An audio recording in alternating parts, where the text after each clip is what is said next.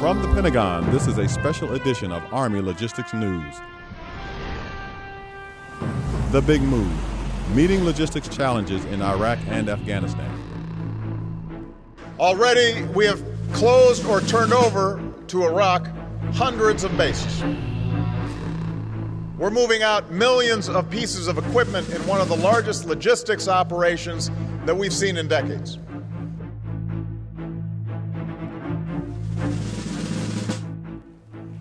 Hello, I'm Devin Highlander.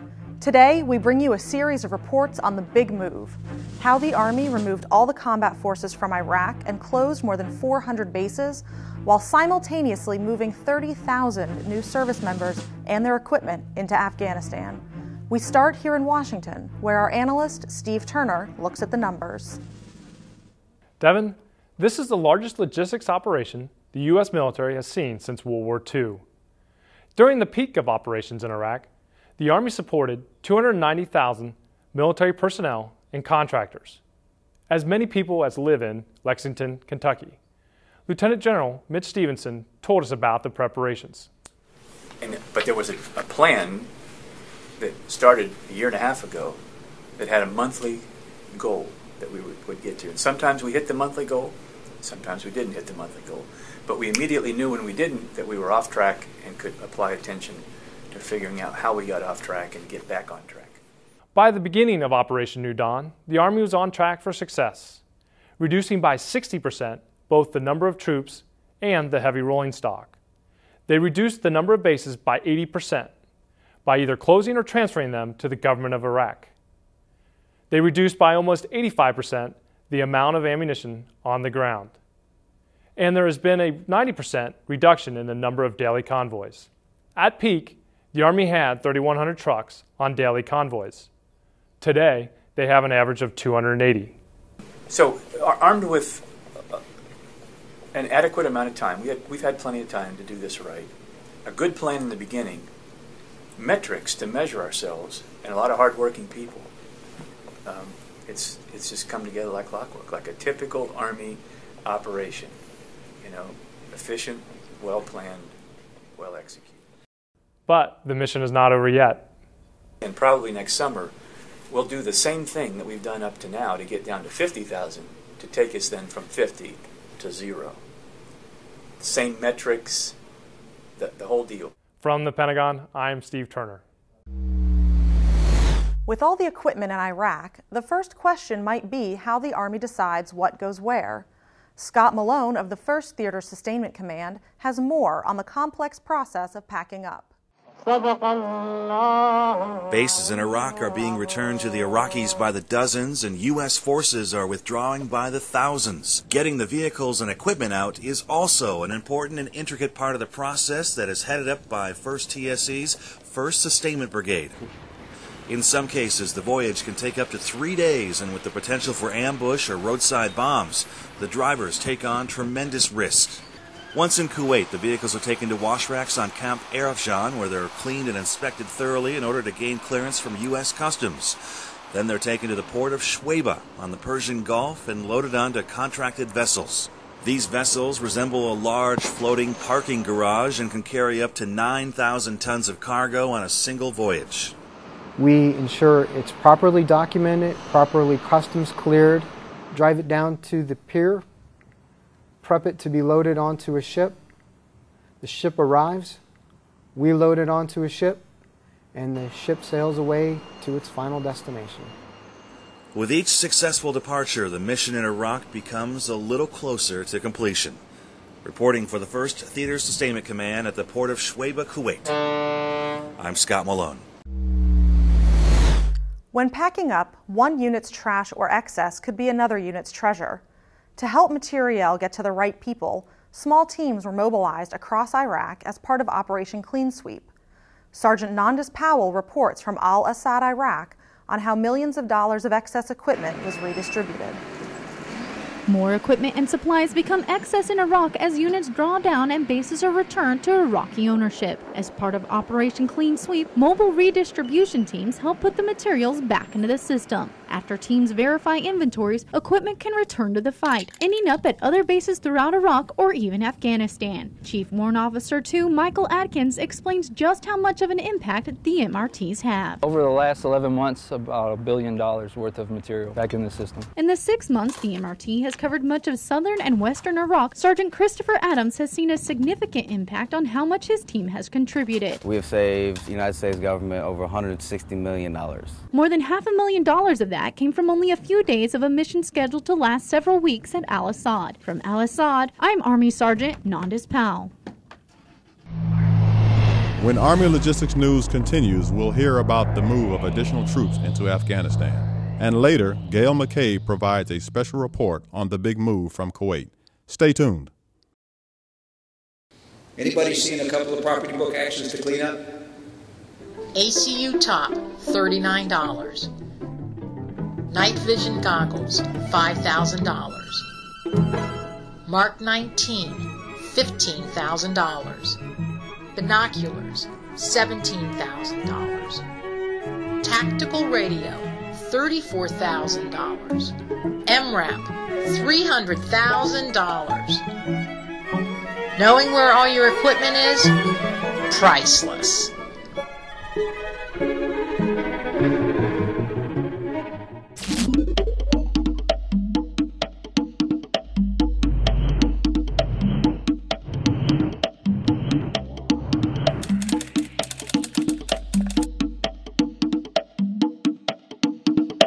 Army Logistics News continues from the Pentagon.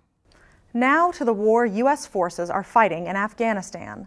Late last year, when President Obama directed 30,000 more troops be sent to Afghanistan, Army logisticians had one goal: move equipment and supplies in before the new troops arrived in August. A challenging task in the simplest of conditions, but there are few locations in the world tougher to deploy into and out of than Afghanistan. For more, we turn to correspondent Gail McCabe in Kandahar and 3rd Army Commander Lieutenant General William Webster. The movement is 24/7. The trucks inch forward one by one in a line of vehicles that is seemingly endless. Their cargo are the needs of combat. The territory is Afghanistan. The majority have traveled in this landlocked country from ports in Pakistan.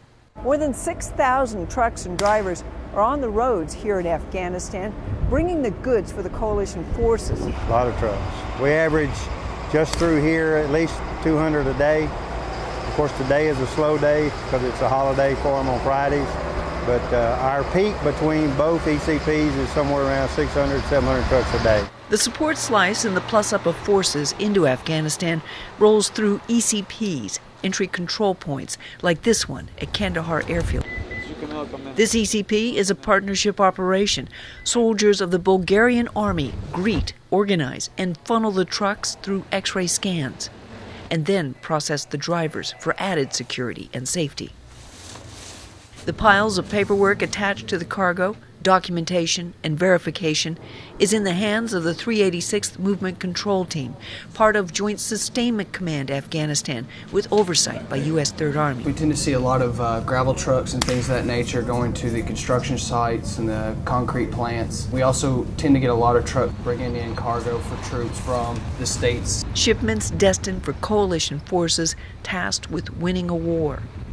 Entry control points throughout Afghanistan are a viable demonstration of the logistical coordination and synchronization on the move. We want to provide everything that every soldier needs in Iraq and Afghanistan. The lines of communication into Afghanistan in this landlocked country are very tenuous, very thin. We've got 2 lines of communication through Pakistan on the ground, and the Pakistani military is helping us a great deal. But we don't operate forces in there. We've got to depend on them and our contractors to secure that equipment as it goes in. 1,200 miles one direction and 700 miles the other direction, and it's terrible roads with the potential enemy all around. We can fly things in, but each of the airports has a limitation in Afghanistan because they were built during the Russian era or before. And every spot of ground outside these bases that we have is potentially mined from all the decades of warfare. The priority is to ensure that we've got MRAPs and MATVs in Afghanistan in the numbers that the Secretary needs and that our soldiers need, so that when they get out on those dangerous roads, that they've got equipment that's going to protect them. Soldiers normally use airdrops for emergencies, but because of the terrain in Afghanistan, it has become a routine means for delivering supplies. Duke Bonaventura has more. Thanks, Devin. Once supplies reach central distribution areas, they must be distributed to remote places. And in Afghanistan, these are often beyond the reach of conventional convoys. So the Army has been relying on aerial delivery, such as the low-cost, low-altitude parachute system. It can drop up to 1,000 pounds of supplies from a plane or helicopter flying at an altitude as low as 300 feet. The Army also has been working on a free drop package concept. This uses a specially designed container to protect the goods inside from a drop down without a parachute.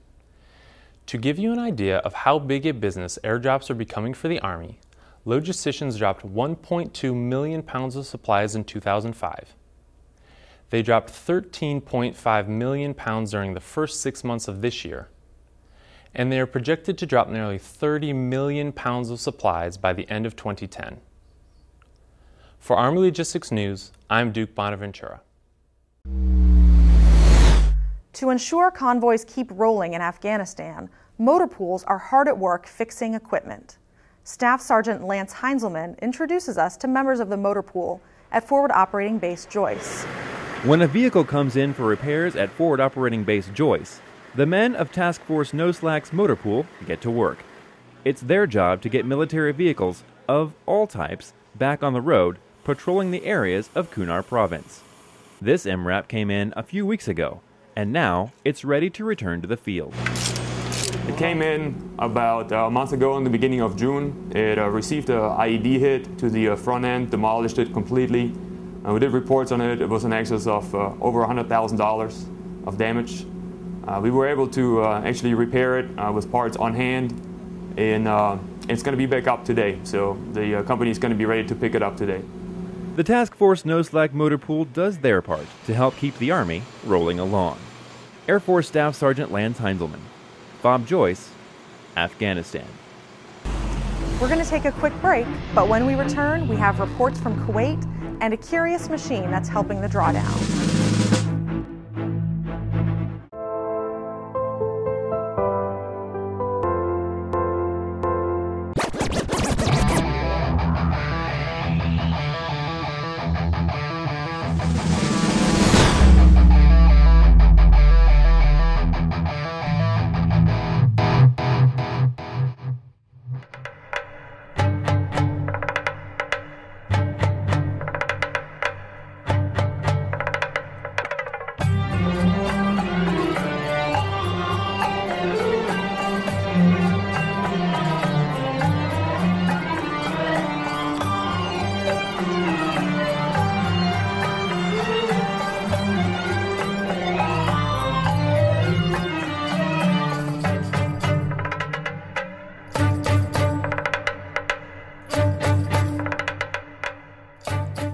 Army Logistics News continues from the Pentagon.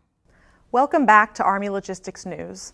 One of the busiest ports in the world right now is in Kuwait, the port of Shuaibah, where equipment is both shipped out of Iraq and into Afghanistan.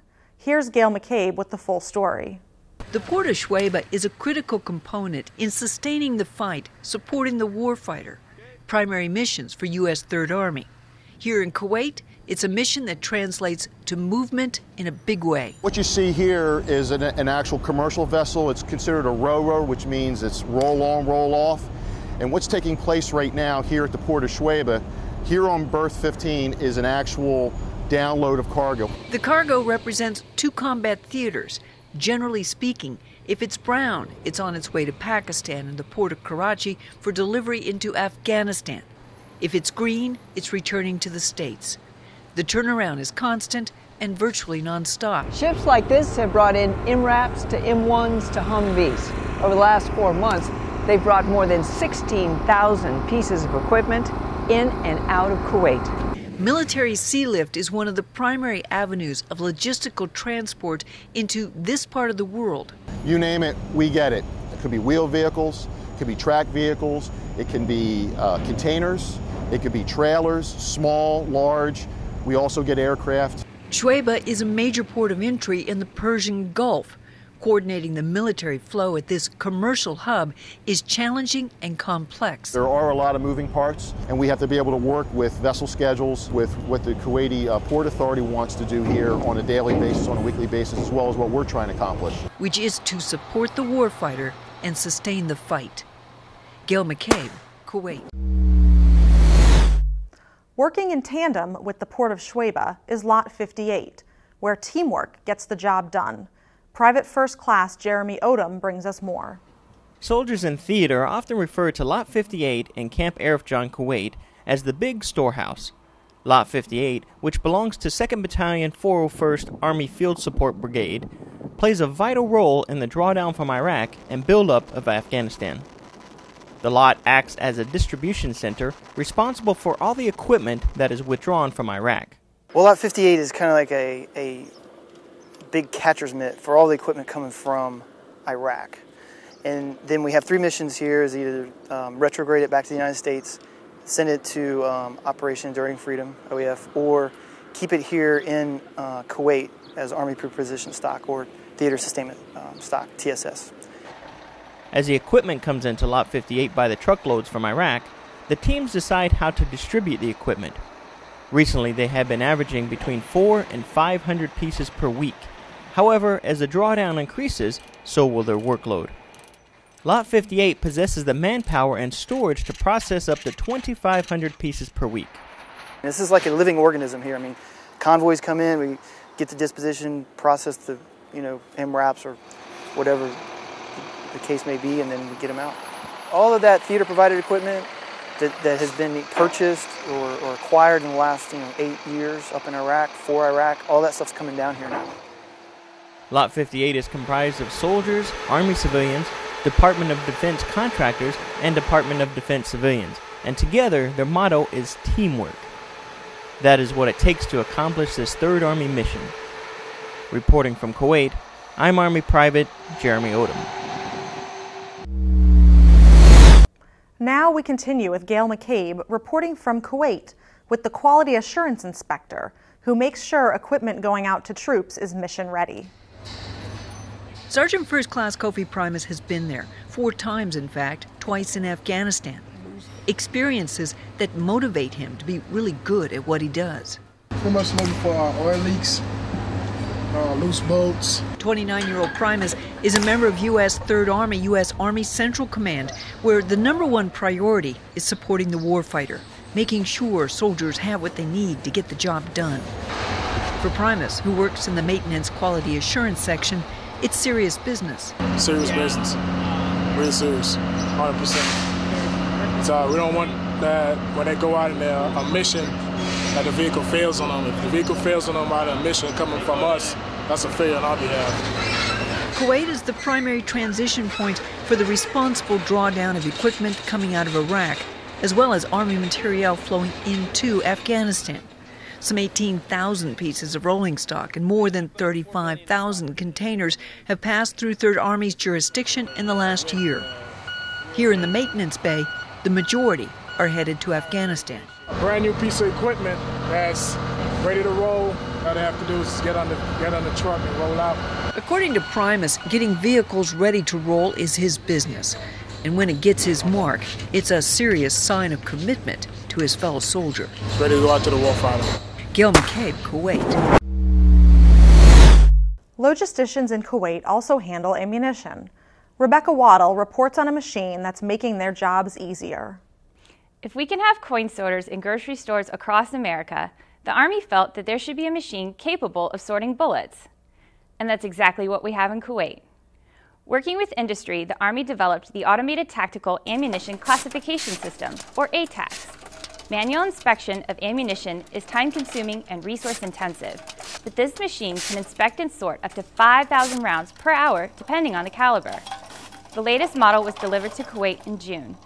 2 others reside in the U.S., and the Army is in the process of determining if one is needed in Afghanistan. For Army Logistics News, I'm Rebecca Waddle. And for our final story, Steve Turner looks at the work still ahead for U.S. forces. Devin, fixing the war-torn equipment is a massive job. It will take 2 to 3 years after we exit Iraq to complete. The amount of equipment that is coming back here to be refurbished, to be rebuilt, basically made new again, I think will continue to be a challenge.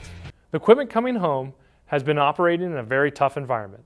It's hot, there is blowing sand, and dust that permeates everywhere, raising havoc with the machinery and the military equipment. And the equipment is being used much more than under normal operations. Helicopters are flying more hours, trucks logging more miles. And so the Army needs to do lots of maintenance on the equipment coming home. The military has 12 depots and arsenals across the U.S. They are working at their highest output level since the Vietnam War. They already have repaired 390,000 pieces of equipment, and they will continue to repair every piece that comes home. It's essential to resetting and rebalancing the force. We bought close to $250 billion of equipment and put it in the force in the last decade. And we got to get all that back, and we got to account for it, and we got to get it back into the force. Reporting for Army Logistics News, I'm Steve Turner. As we conclude our special edition of Army Logistics News, here are some final thoughts from both leaders and soldiers. I'm Devin Highlander. Thanks for joining us.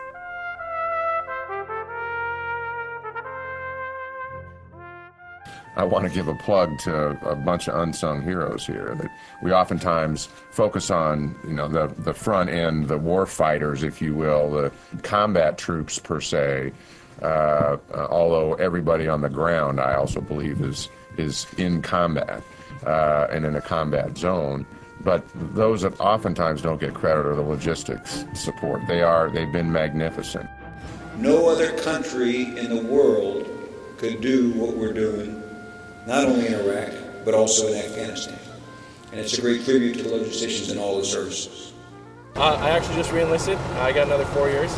And now I'm just looking forward to spending the next 4 years in the Army.